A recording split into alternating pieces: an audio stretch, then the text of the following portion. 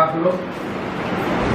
যেরকম আমরা আশা করেছিলাম সেভাবে 4টি রাজ্যে বিজেপি সরকার গঠন করছে এবং ঠিক যেভাবে সেটা জেতা উচিত ছিল বিজেপি সেভাবেই জিতেছে, ব্যাপক, সবার কল্পনার বাইরে। সেখানকার প্রদেশের নেতারা এবং মাননীয় প্রধানমন্ত্রী অমিত শাহ দুজন মিলে যা বলছিলেন যে ব্যাপক মার্জিন আমরা জিতব, সেভাবে আমরা জিতেছি।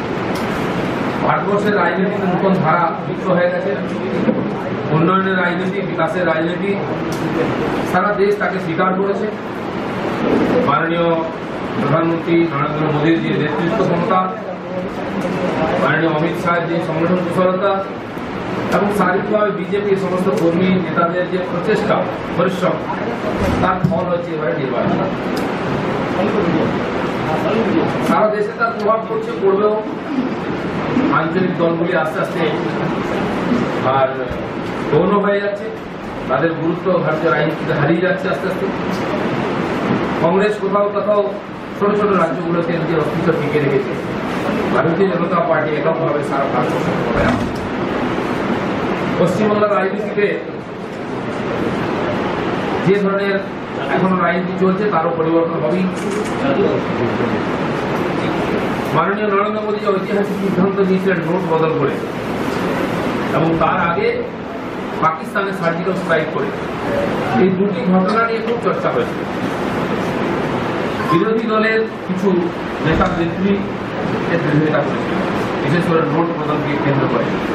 তারা যেভাবে সাধারণ মানুষকে বিভ্রান্ত করে করার জন্য রাস্তায় নেমে বিজেপি এবং মোদীর বিরোধিতা করেছিলেন, তখনই মানুষ এটাকে ভালোভাবে নেয়নি।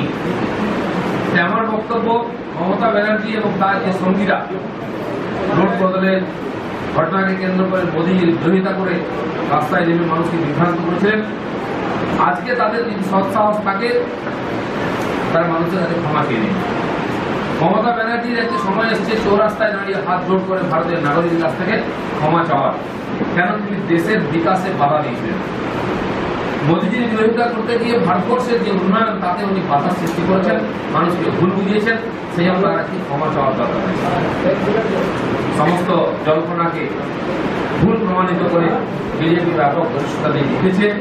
সেই জন্য মাননীয় প্রধানমন্ত্রী, মাননীয় সভাপতি অমিত শাহ, এই 4-5 রাজ্যের জনগণ, আমাদের পার্টির সমস্ত কর্মী নেতাদেরকে আমি আন্তরিকভাবে অভিনন্দন জানাচ্ছি, ধন্যবাদ।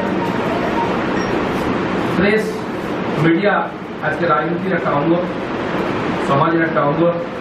তারাও ব্যাপকভাবে এই সমস্ত প্রচার তাকে সাধারণ মানুষের কাছে পৌঁছে দিয়েছেন, প্রত্যেকের বক্তব্যকে পৌঁছে দিয়েছেন। রাজনৈতিক নেতাদের মতো তারাও খুব কষ্ট করে, পরিশ্রম করে, ঝুঁকি নিয়ে এই নির্বাচনগুলো কভার করেছেন। নাহলে আমরা এখানে বসে উত্তরপ্রদেশের লড়াইয়ের আঁচ পেতাম না। যেরকম মিডিয়ার বন্ধুরা, আপনারা যারা এখানে আছেন এবং যারা এখানে নাই, সবাই আমি তাদের দায়িত্ব পালন করার জন্য অভিনন্দন জানাচ্ছি। ভারতীয় জনতা পার্টি তার আদর্শ এবং সংগঠনের জোরে লড়াই করে আর সেইভাবে বিজয়ী হয়েছে।